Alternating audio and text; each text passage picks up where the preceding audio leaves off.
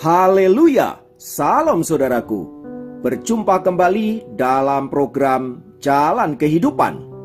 Masih dalam segmen Sapa Jemaat di Rumah, kita akan bersaat teduh bersama-sama agar sepanjang hari yang akan kita lalui hari ini sungguh menjadi hari yang menyenangkan dan diberkati oleh Tuhan.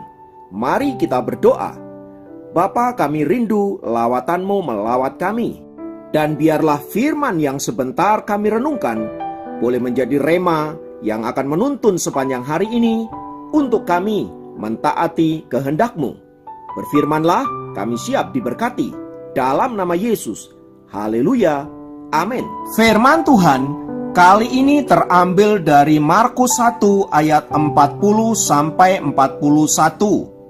Markus 1 ayat 40 sampai 41 berkata, seorang yang sakit kusta datang kepada Yesus dan sambil berlutut di hadapannya, ia memohon bantuannya. Katanya, kalau engkau mau, engkau dapat mentahirkan aku. Maka tergeraklah hatinya oleh belas kasihan, lalu ia mengulurkan tangannya, menjamah orang itu dan berkata kepadanya, aku mau, jadilah engkau tahir. Saudaraku, firman Tuhan di atas mengisahkan perjumpaan seorang yang berpenyakit kusta dengan Tuhan Yesus. Kisah ini menarik untuk kita cermati. Mengapa? Karena kusta adalah penyakit infeksi kronis pada saraf yang merusak saraf, kulit, anggota tubuh, dan mata, serta dapat membawa kepada kematian. Dahulu, orang yang menderita kusta biasanya diasingkan oleh masyarakat. Hal itu dilakukan mereka karena kusta dianggap penyakit yang menular dan bisa membahayakan orang lain. Tetapi dalam masyarakat orang Yahudi, kusta bukan hanya sekedar sebuah penyakit, melainkan keadaan yang bisa membuat seseorang najis secara tubuh.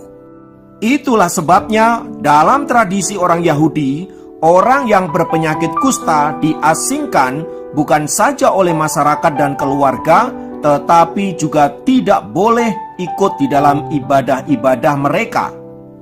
Jadi dapat dikatakan bahwa orang yang berpenyakit kusta menderita baik fisik, mental maupun rohani.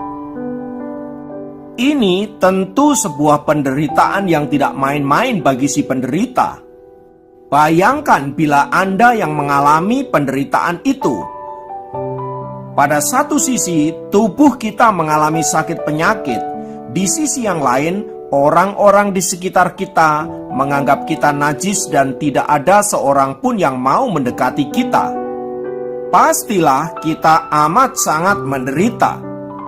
Namun perhatikan sikap Tuhan Yesus saat orang itu datang kepadanya dan memohon belas kasihan agar Yesus menyembuhkan dirinya.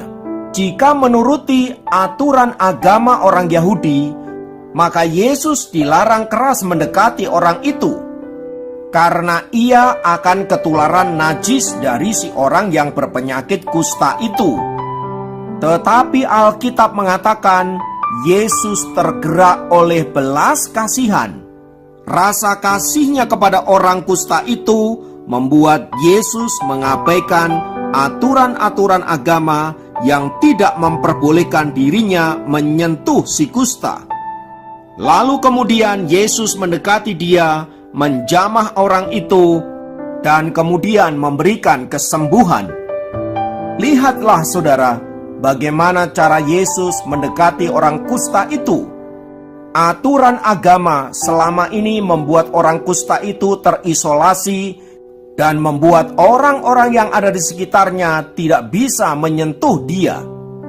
Agama yang seharusnya memberi solusi terhadap masalah-masalah yang dihadapi oleh umat manusia, ini justru membuat mereka tidak bisa berbuat apa-apa.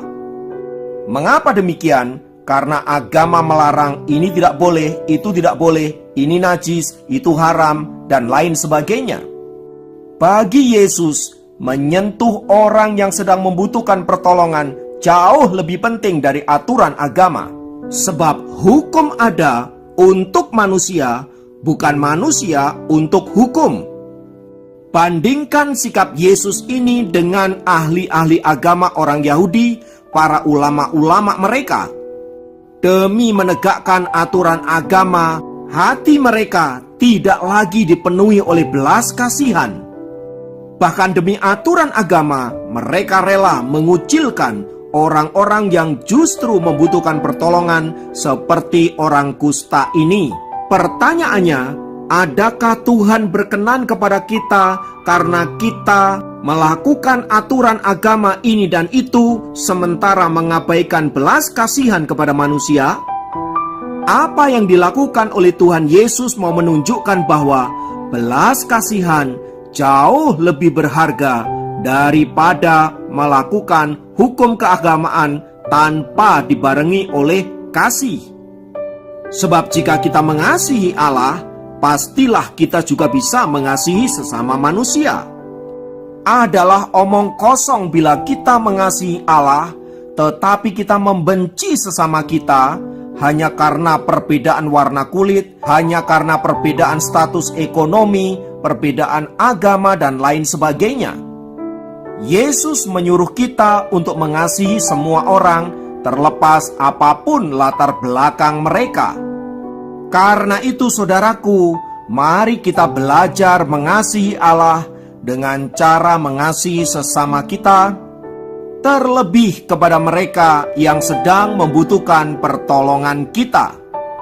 Mari kita melakukannya dengan giat, bukan supaya kita masuk ke dalam kerajaan surga, melainkan karena kita mengasihi Allah. Ingatlah bahwa orang-orang percaya diselamatkan bukan karena mereka mempraktekkan ritual keagamaan, melainkan karena Allah mengasihi kita dan menganugerahi kita dengan keselamatan. Oleh karena kita telah diselamatkan, maka kita wajib mengucap syukur kepada Allah dengan cara mengasihi Dia dan dalam bentuk mengasihi sesama manusia. Jika firman Tuhan ini kita praktekkan, saya percaya kita semua akan dipenuhi dengan damai sejahtera dan sukacita. Mari kita belajar mempraktekkan firman Tuhan ini di lingkup terkecil kita. Bisa kita mulai di tengah-tengah keluarga, di tempat kita bekerja, di tengah gereja Tuhan, di tengah-tengah sosial masyarakat, dan lain sebagainya. Intinya, dimanapun kita berada, Allah rindu kita menunjukkan kasih kepada sesama kita. Kiranya firman Tuhan memberkati dan menguatkan kita, sehingga kita bisa menjadi lilin-lilin di tengah-tengah kegelapan dunia. Mari kita berdoa. Tuhan, terima kasih untuk firman-Mu yang senantiasa menguatkan kami dan meneguhkan kami untuk kami boleh menyatakan kasih-Mu kepada orang-orang yang ada di sekitar kami. Bantulah kami ya Roh Kudus, agar hati kami senantiasa dipenuhi oleh belas kasihan. Tak lupa kami berdoa untuk bangsa kami yang berbeda-beda suku, agama, dan ras. Namun biarlah kami hidup dalam satu kesatuan, sehingga damai sejahtera dapat kami alami sebagai anak-anak bangsa.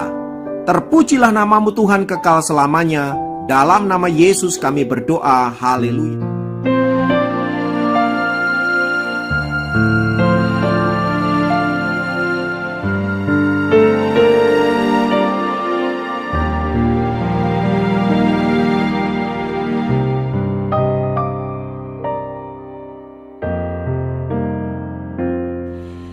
Tuhan, mulialah nama-Mu di bumi ini, nama-Mu diagungkan di bumi. Kemuliaan-Mu di surga mengatasi bintang. Betapa mulia nama-Mu Tuhan. Bila ku pandang ke langit, bulan dan segala bintang, ku heran Kau memperhatikanku. Kau pilih dan kasihiku, memahkotaiku. Sebab itu ku puji Kau selamanya. Tuhan, mulialah nama-Mu di bumi ini, nama-Mu diagungkan di bumi. Kemuliaan-Mu di surga mengatasi bintang. Betapa mulia nama-Mu Tuhan. Bila ku pandang ke langit, bulan dan segala bintang, ku heran Kau memperhatikanku. Kau pilih dan kasihiku, memahkotaiku. Sebab itu ku puji Kau selamanya.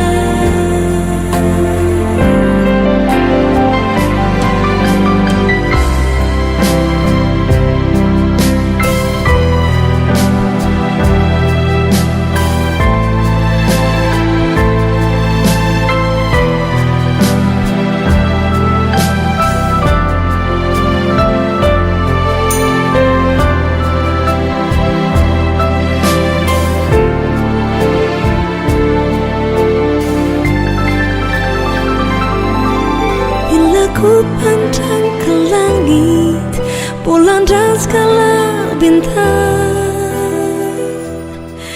ku heran Kau memperhatikanku. Kau pilih dan kasihiku, memahkotaiku. Sebab itu ku puji Kau selamanya.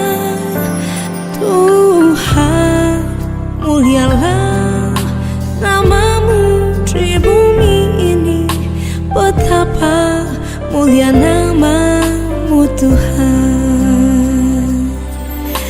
Ku heran Kau memperhatikanku. Betapa mulia nama-Mu